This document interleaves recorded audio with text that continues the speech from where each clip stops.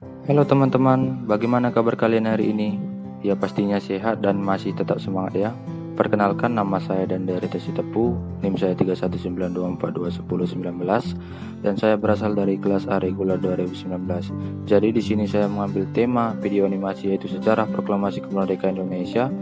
Tanpa menunggu waktu lagi, langsung saja kita ke pembahasannya. Terus ikuti saya. Terima kasih. Bagian pertama kita akan membahas tentang penderitaan bangsa Indonesia pada masa pendudukan Jepang, di mana kekayaan alam Indonesia banyak dikuras oleh Jepang. Apakah adik-adik mengetahui siapa bangsa Jepang pada saat itu? Ya, betul sekali. Bangsa Jepang adalah bangsa yang pernah menjajah bangsa Indonesia. Kita mengetahui pada saat itu Indonesia tengah dijajah Jepang yang terlibat pada Perang Dunia Kedua melawan Sekutu. Untuk memenangkan perang, Jepang memanfaatkan Indonesia yang kaya sumber daya alam dan sumber daya manusia untuk memperlakukan ekonomi perang di Indonesia pada saat itu. Yang kedua adalah kerja paksa Romusa. Romusa adalah sistem kerja paksa yang diterapkan Jepang kepada penduduk Indonesia saat masa penjajahan.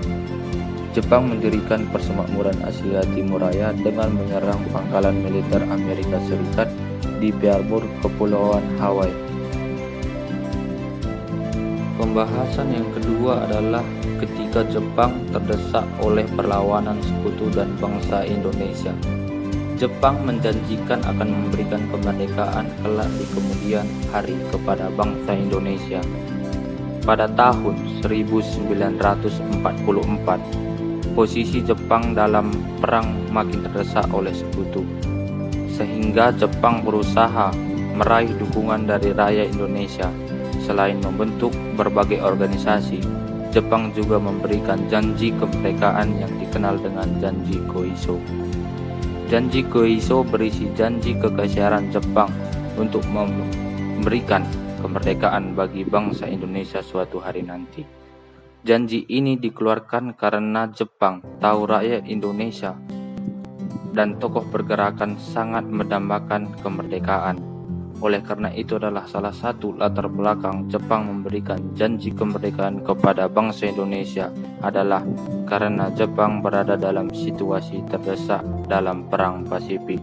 Sehingga pada tanggal 1 Maret 1945 dibentuk BPU PKI yang diketuai oleh Dr. Rajiman Widioningrat, dan pada tanggal 29 Mei sampai 1 Juni 1945 sidang BPU PKI pertama membahas dasar negara Indonesia.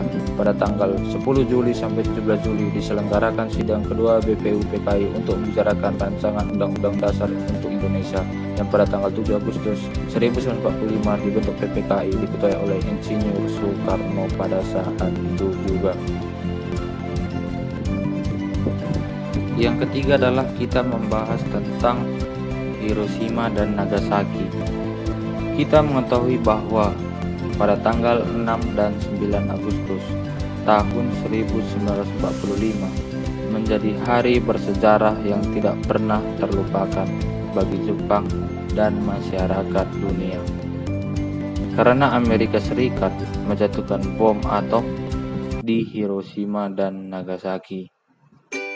Aksi pengeboman Hiroshima dan Nagasaki adalah bentuk balasan dari pihak Amerika Serikat yang lebih dulu diserang oleh Jepang pada tanggal 7 Desember 1941.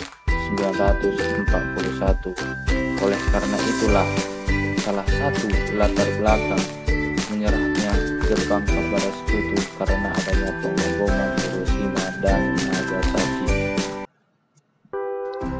Pembahasan yang keempat adalah tentang perbedaan pendapat mengenai pelaksanaan proklamasi kemerdekaan Republik Indonesia. Kita mengetahui bahwa perbedaan pendapat terjadi antara golongan muda dan golongan tua.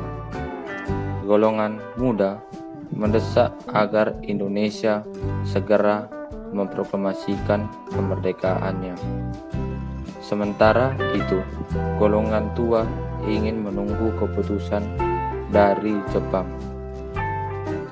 Oleh sebab itu, golongan tua mengambil keputusan tersebut untuk menghindari terjadinya pertumpahan darah.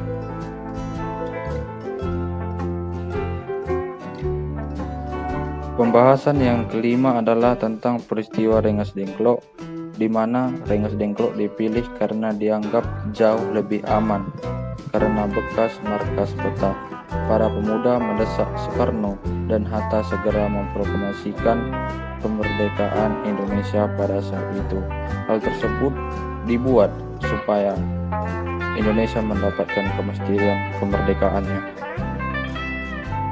Pembahasan yang keenam adalah tentang penyusunan naskah proklamasi kemerdekaan Indonesia, di mana penyusunan teks proklamasi dilakukan oleh Soekarno, Muhammad Hatta, Ahmad Subarjo, dan disaksikan oleh Soekarni, Sudiro, dan Sayuti Melik.